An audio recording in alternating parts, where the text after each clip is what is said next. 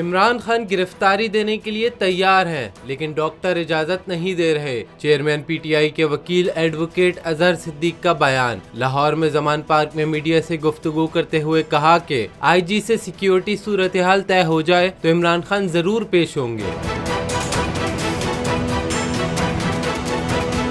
PTI रहनुमा शिबली फराज ने कहा कि ये लोग इमरान खान को गिरफ्तार करने आ रहे हैं। हम कानून की इज्जत करेंगे, लेकिन अपने लीडर को गिरफ्तार नहीं होने देंगे। वाज़ेह रहे कि इस्लामाबाद की इंसदाद दहशतगर्दी अदालत से जमानत मुस्तरद होने के बाद लाहौर हाई कोर्ट ने चेयरमैन पीटीआई इमरान खान की हिफाजती जमानत की दरख्वास्त अदम पेशी पर खारिज कर दी थी।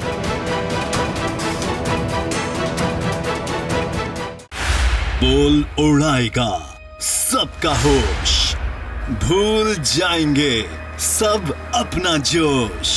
देखिए पाकिस्तान की सबसे बड़ी PSL ट्रांसमिशन सकलैन मुश्ताक, रमीज राजा, सुहेब अलवी, जमील फारूकी और फहीम खान के साथ खेल का जुनून रोजाना रात 11 बजे सिर्फ बोल न्यूज पर।